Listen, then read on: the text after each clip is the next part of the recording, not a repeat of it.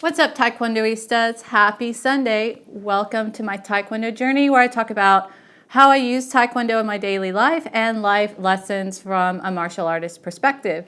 So I'm here on Sunday preparing for my day. I have this cup of tea here with a mushroom supplement that I was recommended, and it's really great. It's a supplement called Thrive 6.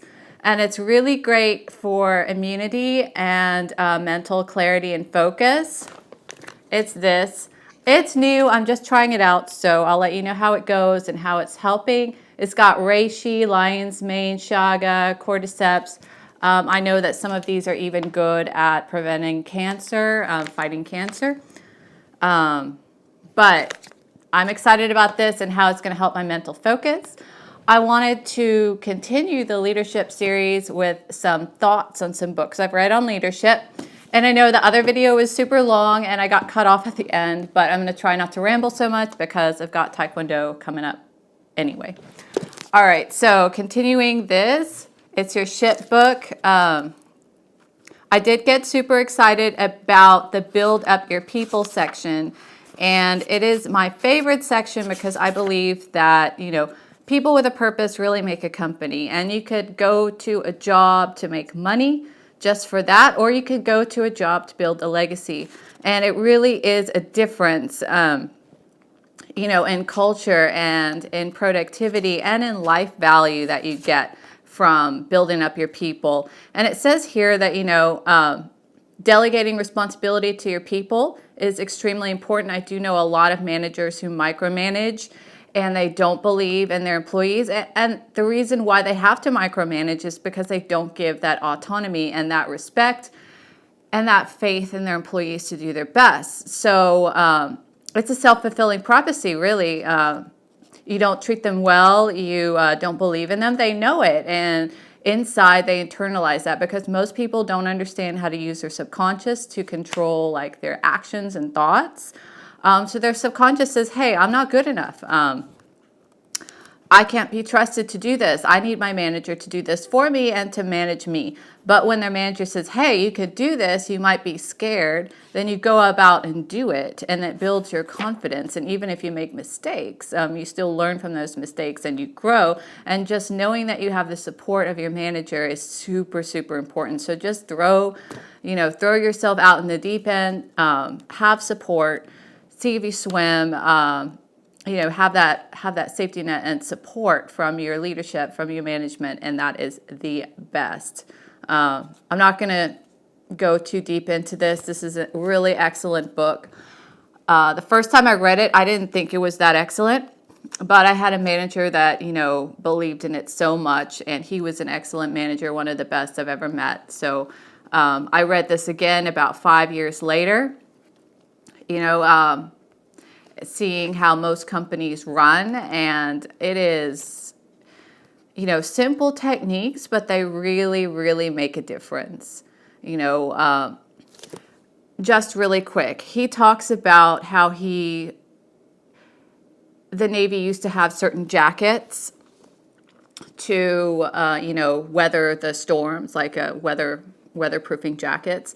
But he found jackets for half the price his crew did that were super fashionable. They looked great. And so he bought it for the whole crew. It was half the price. They were so fashionable. They had the whole ship name on the back, and everyone was proud. And that created a conducive team environment and an environment where the team felt comfortable to make suggestions. Their suggestions were accepted. And then they felt great because they had these cool jackets that no one else had. Well, it turns out that they met another Navy ship, and the captain came to this guy, Captain Abishoff, and said, hey, you have to stop your crew from wearing these jackets because all of my crew want these jackets, And then he's like, hey, I'm not going to stop my crew from wearing something that makes them feel great and something that is effective and something that will add value in the long run because it is cheaper and more effective. And it builds my team environment, and then he stood up to that other manager. And it turns out that because he stood up, the other manager ended up backing down. And his crew was able to express their uniqueness, express their true self. and they perform so much better because they know that management had their back. So another example I have from like my experience with other companies is sometimes, like traders, they got their own sweatshirts that said GSD, get stuff done. And that solidified their identity with the group, and that, created the mindset, get stuff done, get stuff done. It was powerful, it's something on the lines of this book, and it's hard to explain, but this kind of team cohesiveness, identity formation, relating your identity to something productive, something good, something to push you better. And the best thing to do also is align that with the view of your organization. So GSD was aligned with the organization. It was aligned with,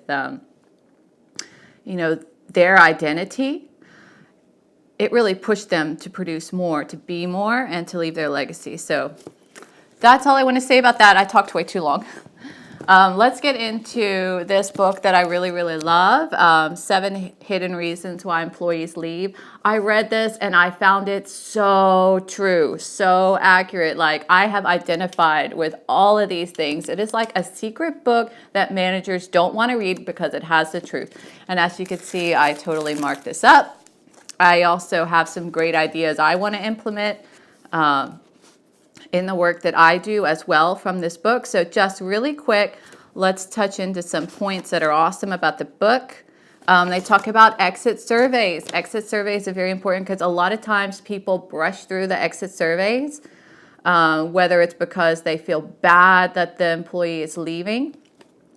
So it says exit surveying or interviewing, the key is to uncover the shock that made the employee switch and change their mind to leave. Because usually when an employee decides to leave, a traumatic event has occurred. And I've found this to be true in most psychologically changing things. Like from my studies in psychology, this makes a lot of sense. So something has triggered, some traumatic event has triggered the employee to switch from, hey, I like to work here, to, hey, I gotta leave. And an exit survey and interview that uncovers that shock is going to be very, very valuable. I don't know if you guys would think back to your career when you loved it, and then when you thought that, hey, this isn't very fun anymore. What was that traumatic event that occurred? I can certainly think of traumatic events in my life that have occurred, and it usually is when I felt a betrayal, either by a manager or by someone else, and I realized that I'm not being valued, or I realize that someone doesn't respect me, someone doesn't understand me and appreciate all the things that I do, and I realize, hey, I'm not going to get the appreciation and the value that I give here. So I decide, okay, that's kind of a traumatic event because it's just that sense of betrayal that you feel. That sense of I'm not being appreciated, I'm not being valued, and it really does hurt because especially for people like me that put their whole heart and soul into their jobs, it's like, okay, you don't trust me, that hurts. So, and you decide, okay, if the environment is toxic and you can't really be yourself, you can't shine. If you can't shine in your role, then my perspective, my experience, and my journey has guided me to leave. So all I want to do is shine, and all I want to do is help other people shine, because when you shine, you lead the way for others to do so as well. So by being your best self, you're inspiring tons and tons of other people to also be their best selves, and that's just great for the planet. A lot of people are very unawakened, uninspired, and they fall prey to politics or something like that. But if you lead with your soul, you're going to get so much more value than if you lead with your wallet or something like that, or like power or gain or politics. That's just what I found in my journey, and I feel like it resonates also with the martial art culture of integrity. Anyway, Let's go into some more great ideas. So the traumatic shock that makes employees leave, find that out, or ask in your interview, what could have kept you here? Take some more time in understanding why employees leave. I think a lot of organizations don't take that much time in their exit interviews. Okay. Oh my gosh, this is such great stuff, but don't have a lot of time to talk about it. So this one talks about finding the motivated talents of people. Whenever I am talking to people about career fulfillment, I always ask, what do you do better than anyone else? That's your motivated talent. That's what you do best. I mean, the thing I do best is finding career fulfillment, and helping others find career fulfillment as well, because I've searched all my life and I've analyzed what does it take to make me feel fulfilled in my career. So what is it that I do at home, and I don't get paid for? How can I get paid for that, basically? And I love to read. I love to study psychology. I love to do taekwondo. I love to exercise. I love to help people be their best. I love to coach, counsel, this is stuff that I love. And so finding your motivated talent, the thing that provides you so much joy, and that's where you'll get your wealth. Because where does the word talent come from? It comes from a Latin word called talentum, which means sum of money. And that's where you get your value and provide the most value, and that's where you'll get your wealth, your motivated talent. So what do you do better than anyone else? Try to see if that's in alignment with your job, and more importantly, try to see if that's in alignment with your organization, because when your organization appreciates and values your motivated talents, you're going to move up, you're going to find fulfillment and leave your legacy. Okay, so this one talks about entrance interviews with new hires, so this will help the onboarding process. Which of your talents is most underutilized in your last job. Just make sure that they feel already a cohesiveness, that they belong and that they're valued when they come in. Talk to them. A lot of companies hire, and then when the employee comes to work, it's like, oh, I forgot about you or something. So it's really important to also talk to them, entrance interviews when they come in, see how everything is doing, see how they are gelling with their group and the organization. This also talks about the power of internal applications,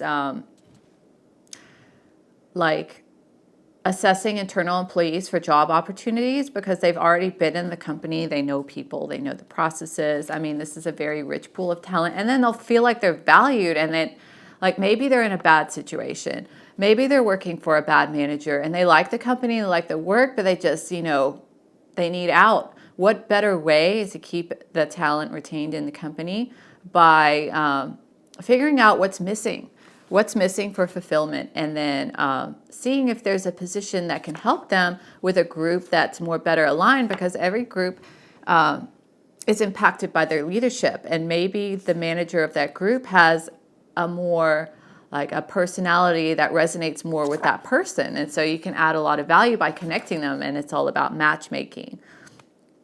Let's see, encourage employees to create their own growth and advancement opportunities. This I've learned is very, very essential, because I'm a unique person. We're all unique people. I like things different than others. See, I'm drinking this mushroom supplement right now. I don't think that most people would resonate with that. Most people will think that that's weird, but I like it.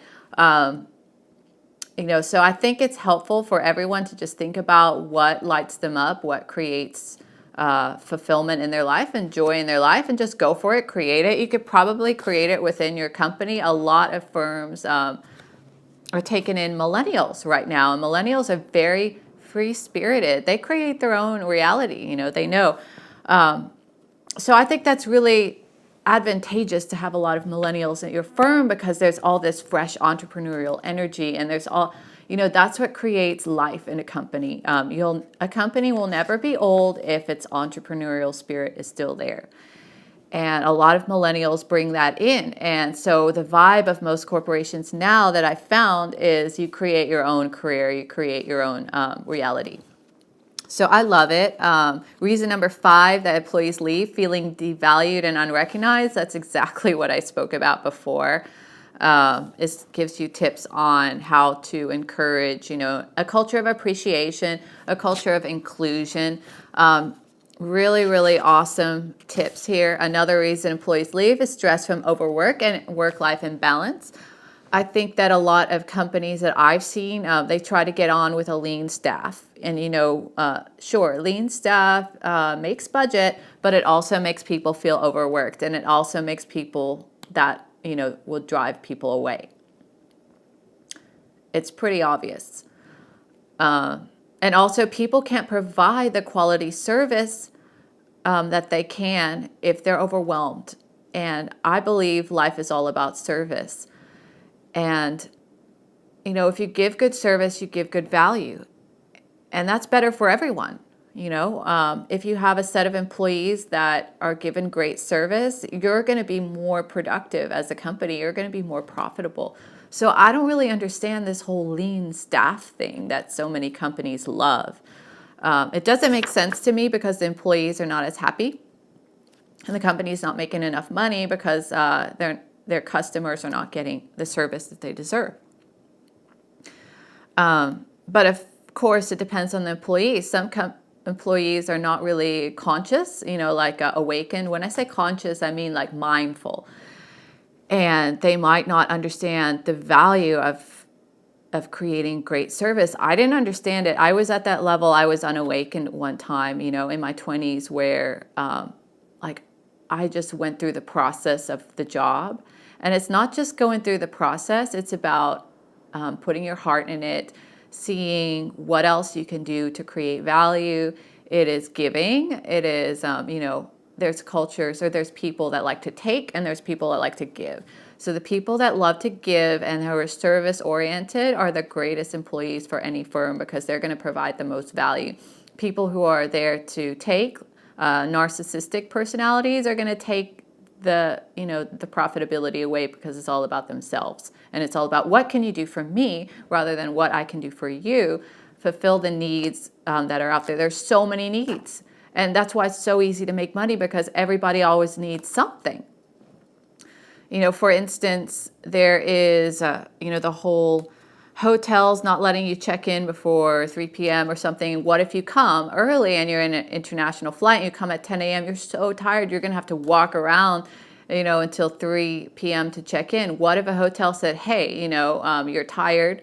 Okay, we do have a room ready. Why don't you just check in here? And then they coach their staff to say, this is what we need to do. This is how we're going to fulfill the needs of people. What do you think that person is going to do? What, is he going to book your hotel again? Is he going to tell his friends who are also business travelers to come stay at your hotel? That's just a way to meet people's needs. So I realize that life is all about meeting the needs that others want and find valuable. And you could do that within the organization and without. And I realize I didn't talk too much about this book, more about my life. But this book is super, super powerful of the 7 hidden reasons employees leave. A lot of it has to do with, a traumatic event that has occurred that caused them to leave. Not being able to define their own career, not being appreciated, a mismatch between job and person. So if you're doing a job, you have to be completely honest with yourself and authentic in the interview process. So if you're doing a job that, you want it for the glamour or you want it for the money, and then you realize it's not your motivated talent, you're going to burn out and not get the results you want. And also coaching. Too little coaching and feedback. Managers should be sure to connect with their employees and coach them. The best jobs I've ever had was when my manager and I were like this. And we were always talking. He was always accepting towards me. He or she always accepting towards me, coaching me, giving me feedback, making me better, honestly wanting to make me better. There are some managers who are kind of, they don't want to tell you all the secrets because they don't want to, they want to keep you at a certain level. Those are the managers that I have run from. So just some things I've learned in my journey towards career fulfillment. Awesome book. I'll put the links to the books below and this awesome mushroom supplement that will help you focus. Okay, that's it. I'm wishing you an awesome day. If you have any experiences from companies that you have worked for that were just awful, I'd really like to know what your traumatic event is, because as kind of like as a counselor personality, I love to hear these things, and I love to like have a dialogue with you guys, help you heal through those events, because I've definitely gone through that myself. All right, if you like what you see, feel free to like, share, and subscribe, and I'll see you in the next video.